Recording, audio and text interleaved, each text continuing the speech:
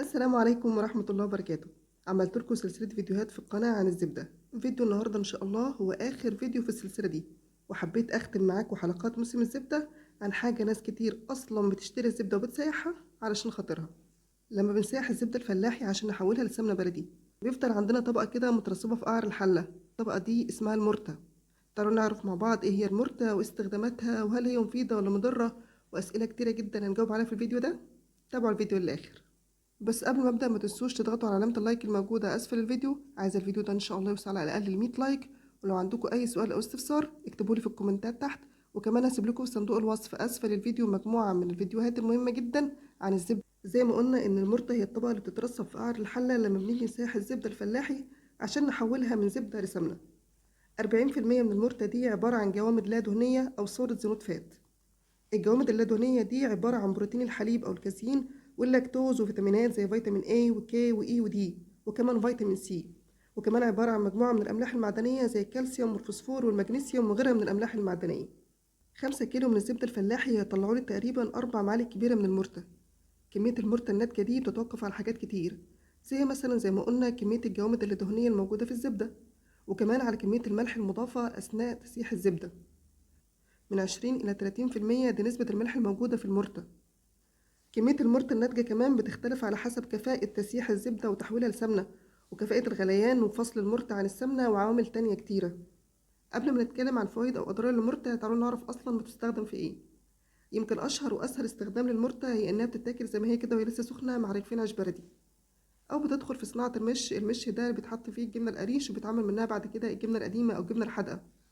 ممكن نستخدم المرتة كمان في عمل خلطة المحشي أو بندهن بيها البط وندخله الفرن نحمره ويبقى خد طبقة كده بالمرتة محمرة بالمرتة. وكمان ممكن نضيف معلقة من المرتة على طبق من الفول أو بنحطها كمان مع البيض المقلي.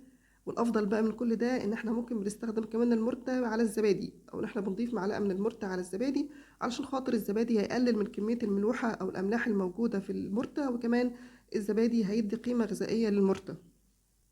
في استخدامات كتيرة جدا للمرتة، من ضمنها برضو ان في ناس بتعمل القرص بالمرتة او يغمسوا بيه البيض المسلوق او ان هو بيكون طبق جانبي على الاكل كمقبلات. المرتة لها استخدامات كتيرة جدا، بس في كل الاحوال يجب الانتباه الى اضرار المرتة. فايه هي اضرار المرتة؟ زي ما قلنا ان المرتة من 20 الى 30% من المرتة عبارة عن ملح، وبالتالي مرضى الضغط العالي لازم يخلي بالهم جدا من النقطة دي.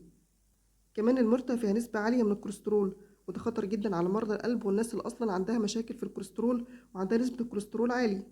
وزي ما قلنا إن المرتة بتحتوي على نسب عالية من الأملاح المعدنية، وده طبعا خطر على الكلى وبيخليك عرضة أكتر لتكوين حصوات في الكلى. أما بقى الناس اللي بتعمل رجيم ومتابع الحميات الغذائية فالمرتة متنفعش معاهم خالص، لأن المرتة أصلا بتحتوي طبعا على السمنة وسمنة يعني دهون يعني سعرات حرارية يعني سمنة. ما ننساش كمان الناس اللي عندها حساسية ألبان فالمرتة فيها كازين ولاكتوز وبالتالي فهي غير مناسبة ليهم. على عكس كل ده فالمرتة مفيدة للأشخاص اللي بيعانوا من النحافة وفقدان الوزن، وده لأن زي ما قلنا إن المرتة فيها كمية كبيرة من السمنة وكمان فيها سعرات حرارية عالية. كمان الأشخاص الأصحاء اللي مش بيعانوا من أمراض ضغط أو قلب أو كلى أو كوليسترول أو أي مشاكل مرضية أيا كان فالمرتة تعتبر جيدة بالنسبة لهم. وفي كل الأحوال يجب عدم الإفراط في تناول المرتة، وزي ما قلنا يفضل إضافة الزبادي للمرتة عشان يخفف من كمية الأملاح الموجودة فيها وكمان عشان يعلي القيمة الغذائية بتاعتها. بكده نكون وصلنا لنهاية حلقة النهاردة. كان فيديو صغير أتمنى يكون إن شاء الله استفدتوا منه.